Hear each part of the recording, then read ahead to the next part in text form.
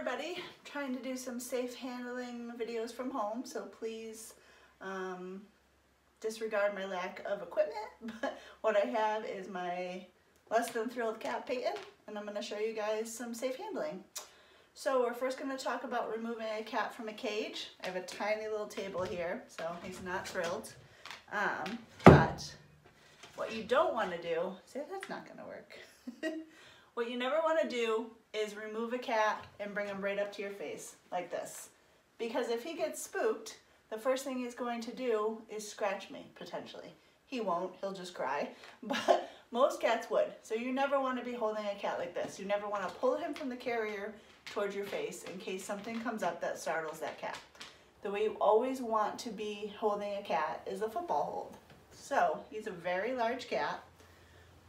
What I'm going to do is my back elbow is holding his back body, my hand is in between his front two legs, and I'm going to hover. So in case I need to scruff him, my hand is there. I don't always have to be scruffing him if he doesn't need to be, but I have his whole body secured, and he is a big cat, and he feels relatively safe right now. He doesn't love to be picked up, but if he starts to struggle, I might need to scruff him just like that. So say a dog came close or a door slammed or something scared him, I always want to have my hand right there to hold him. The other thing I want to remind you guys that you should always be using carriers when you're moving a cat from a room to room. Payton hates his carrier, so I had to hide it. So I'm going to bring that up now.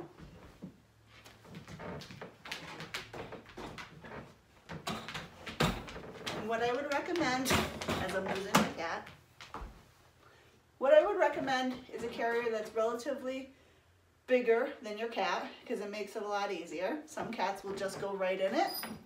We'll see if he does. Perfect. Oh, you can see he's unhappy. And then close. Sometimes you may have to put him in backwards.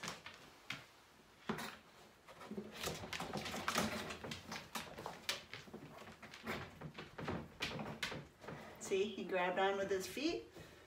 So, for a cat that might need to go in backwards, it's helpful to, oh, he's so happy. It's helpful to turn your carrier up, turn him around like this, and put him in backwards. I'm not going to do it, obviously, because it's too high. Oh, I know, buddy. But the other thing you can have is the top-loaded carriers, where you can open up the top, just set the cat right in. Those are really great as well. So always make sure you're doing the football hold, holding away from your face, being ready to scruff. There's Rex making a little cameo. Use the carrier whenever necessary or needed. Be prepared to switch your techniques. I might need to go to a different hold. I might need to grab a carrier to get him out of the cage. Maybe he's scared and we need to use a carrier for that. And always let go. If they're upset, if they start to scratch, if they start to panic, he's upset. So we're going to let him go.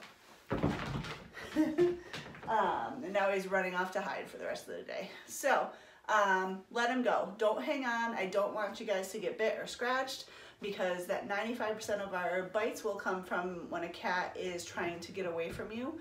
So let them go. If they run and hide, we will figure it out. We will get them out from underneath the carrier, or the cages rather, and move on to a different handling technique. So